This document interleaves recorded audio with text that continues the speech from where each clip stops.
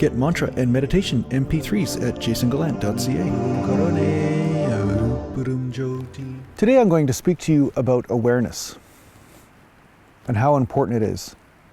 Because awareness has to do with everything that has to do with being awake, right? Being awake and awareness they're really very related. You're more aware when you're awake, right? When you're asleep, you're not aware. I mean, there could be a lot of things going on in your house, and when you are asleep, you won't be aware of those things. So that's why enlightenment used the word awakening, which has nothing to do with the woke culture, okay? So don't mix that up. Just because somebody knows some information somewhere doesn't mean they're awake, spiritually speaking. Although a lot of times these, let's just say collective illusions, like to steal words that were legitimate words and use them in their own little purpose to make them seem more credible. But awakening has to do with awakening out of the dream bubble that you are in. And what's that dream bubble made of? Thoughts, stories, living in your mind more than living in reality. And I see this with a lot of students.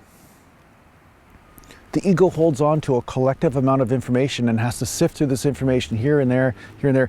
And at some point, the information becomes so convincing that one can become convinced that this is their life instead of what is in front of them. So the reason why awareness is so important is because when you are aware of everything, you also become aware of when you are thinking. Because thinking is not bad. You need to think. You don't walk around like a zombie or whatever. I mean, sometimes you need to think about certain things. You need to take care of certain practicalities in life. And thinking is a useful tool to take care of certain problems. But it is not who you are. And it's not what you want to get stuck in, because, like I said, if you think too much, you start to discard the reality that is before you. You start to think about more thinking, which has no relevance to what is here. Right? I can make up any story in my mind whatsoever. It doesn't mean that it's relevant to what's here. Right? We call that psychosis, right? When your stories don't connect to reality, that's where it goes. It goes to some level of ungroundedness. That's the polite way of saying it. But what really happens is that you are living in a dream which has nothing to do with reality, which we are also seeing a large collective of the population right now is living in. They don't want to see reality as it is. They want to live in a dream, and the dream can create feelings and misinterpretations and points of view that just do not make any sense whatsoever when it comes down to the reality of cause and effect in life right before you. This is wisdom. Wisdom isn't holding on to opinions. Wisdom is just being the grand observer and watching what happens in life, in existence, in everything. This is how the Shiva mantra, Om Namah Shivaya, or practices to Shiva, you expand your awareness. It doesn't mean you have control over everything you're aware of, but once you know where the tidal wave is coming from, then you can get a surfboard and cowabunga, you know what I mean? It's like that. You can sometimes work with the waves of reality, work with the waves of life, instead of resisting unconsciously. Like walking through your house in the dark, or walking through your house blindfolded and then falling down the stairs, right? I mean, it would be better to be aware, right? So you know that, oh, there's stairs in front of me, now I'll take a step down and then another step. So spirituality in the real form, not the ungrounded kind of like, la-di-da, live in my head form, but in the real form is very much sobriety. It is sobriety. It isn't about a certain experience. It's about being aware of all experiences as they come up, and aware of your contribution to how certain experiences manifest, and aware of how certain experiences just manifest on their own. You are just the observer of all of it. And unfortunately, sometimes the receiver. Which is what we talk about. A lot of times it's opening the heart and receiving God or the infinite in the many forms in which he, she, it that shows up.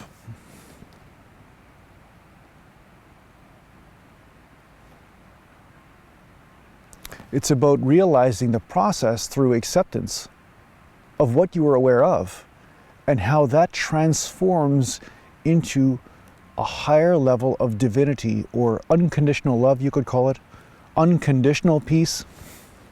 The unconditional peace has a lot of commotion in it. Stuff like that. But it all starts with awareness. Because when you are aware, you become aware of what you are paying attention to and what you are also ignoring. That's the growth of awareness, right?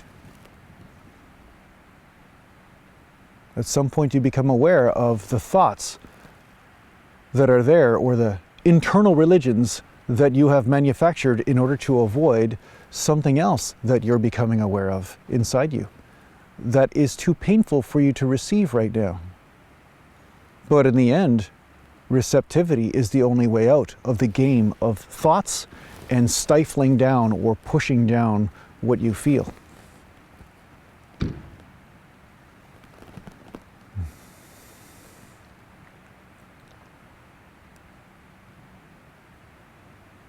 Your awareness will also show you where you are not being authentic with yourself.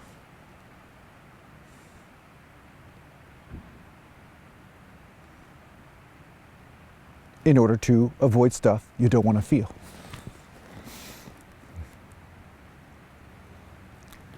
The truth is, none of the stuff that you feel can harm you. It's just a misinterpretation of forces. That's all that's happening. If you're suffering, you're just misinterpreting a force within you. This is what all the great yogis said, and the Sufis and everything. They just say, oh, God's beating me to death. Oh, that's good. God's giving me a gift right now.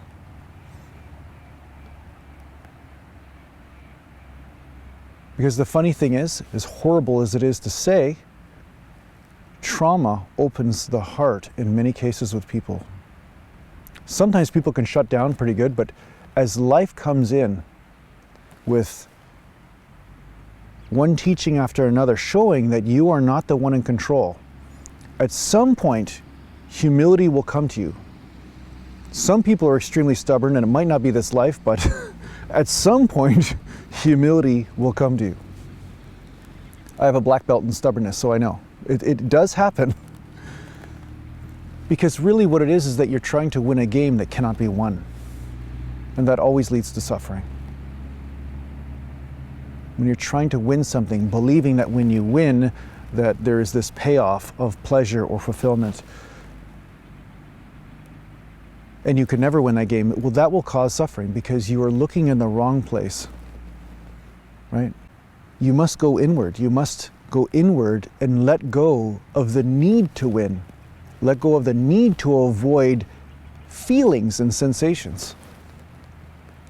This is why a lot of this culture that's coming up right now, they're not waking up at all. A lot of them are the opposite. They're going asleep. They don't want to feel feelings or things that are uncomfortable. They're trying to close the heart and coming up with very convincing opinions to do so.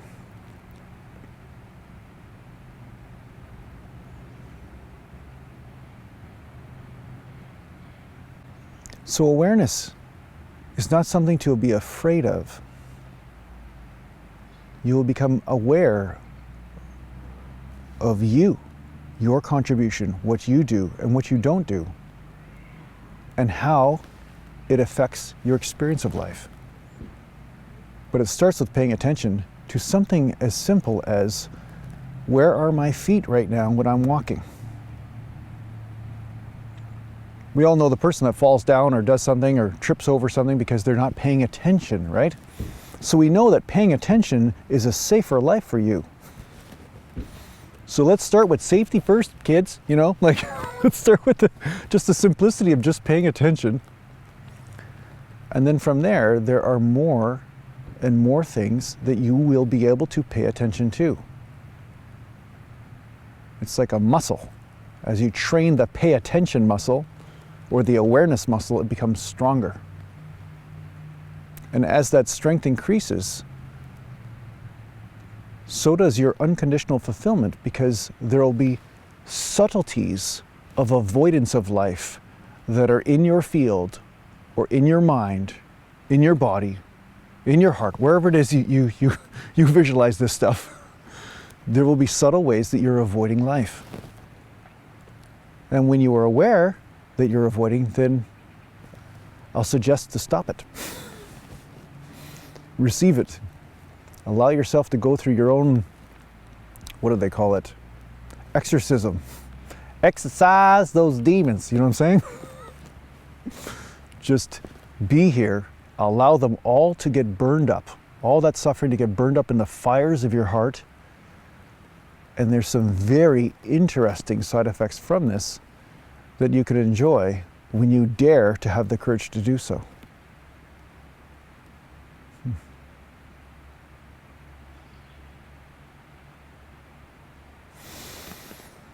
So I hope this helps you in your spiritual journey. Take care for now.